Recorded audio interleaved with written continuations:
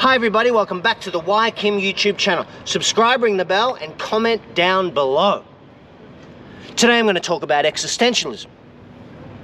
Existence. It's good to start with that term, I think, that word. And then that can lead us into what existentialism is.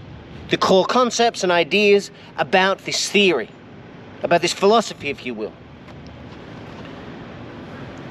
Existentialism, or the thinkers, they were reacting to the scientific worldview of the 17th century, partly. That's how existentialism sprung. Now remember, existence. According to these worldviews, the scientists and the rationalists, they have explained nearly everything about who we are and our place in the world. Not only that, they've separated the human being from the world. I am the subject, and the world is an object, and we are completely and unequivocally separate from the world. That means that the physicists can do their work. They can then explain the universe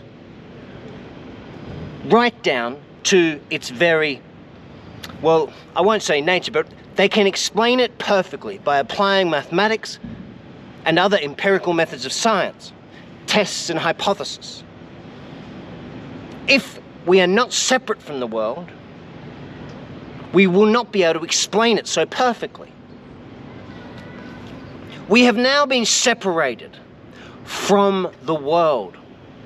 Human beings' existence is now not as well, it's not that it's not as important.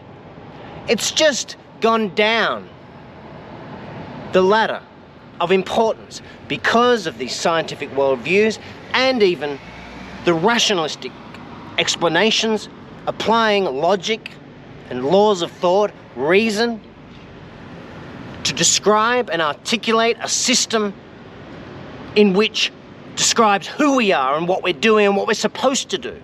Purpose. Essence. An essence to who you are.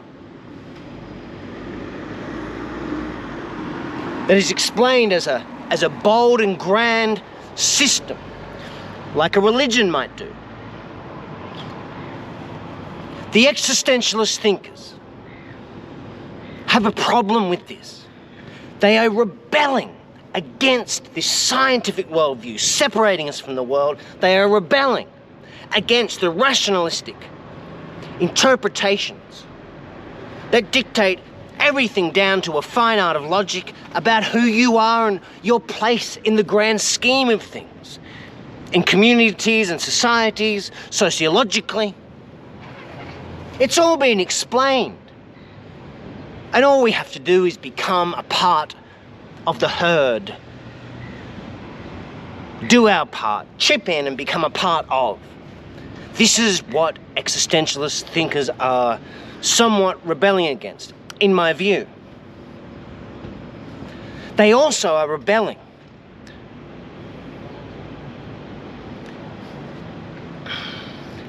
against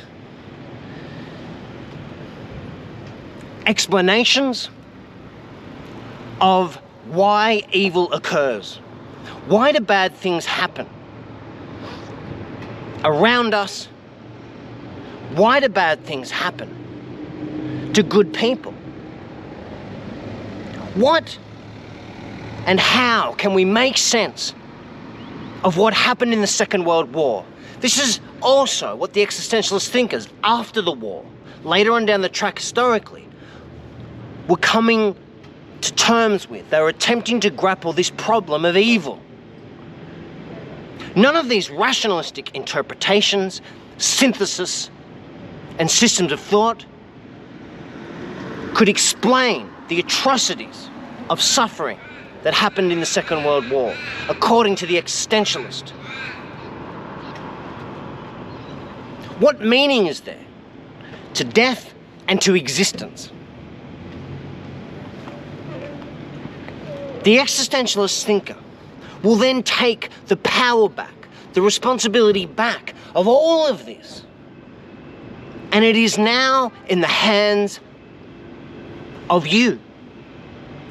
Every decision, every choice, you are now free to make because you've dismissed and discarded everything else and all other meaning in the world. None of it can be proved like they say it can. So now all you have left is trying to figure out the fact that you are aware consciously that you're in this world. You were thrown into it as a baby and you cannot make sense of it. You realize that you are in the world, not separate from it. And none of it makes any sense.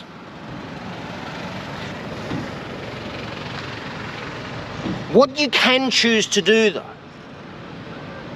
as a free individual, is to either, and this is where they all differ in different aspects, you can choose to have faith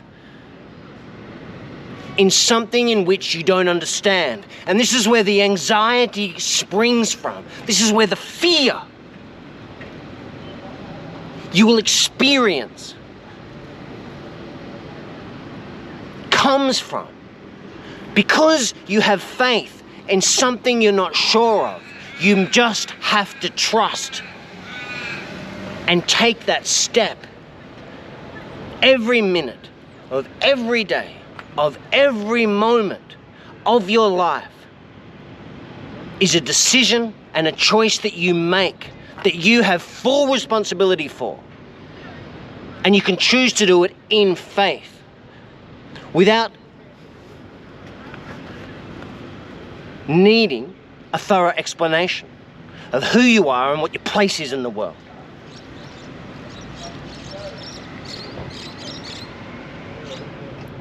You could also decide to discard faith completely and instead realize that there is no meaning and all of these systems of thought and scientific worldviews have no meaning and they can't be proved. So if there is no meaning in the universe, then you must bring meaning back to your existence because you know that that is real. So there is meaning in every single choice you make. The meaning is because of the responsibility you have for your choices.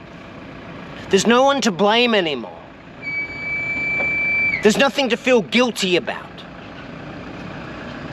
the decisions you've made. Once you've made that decision and choice, whatever it is, in that minute, in that next hour, in this present moment, next week, whatever choice you've made, because you have taken all the power back, and now you are creating a life to walk through with every decision you make. No one is to blame for whatever happens, ever. You now have the power of responsibility. And that, according to some of these existentialist thinkers, is authenticity. Make that decision and stand by it. There's no right or wrong.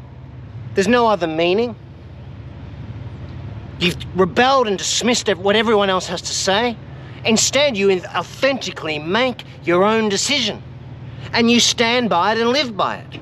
You can now be like an artist of being, an artist of life, and create the world that you walk through.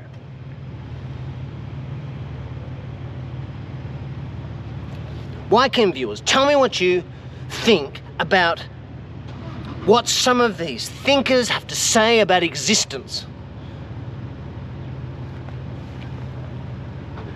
If we know that death is coming, then what meaning is there to the life we have now? Because we know that that is a fact.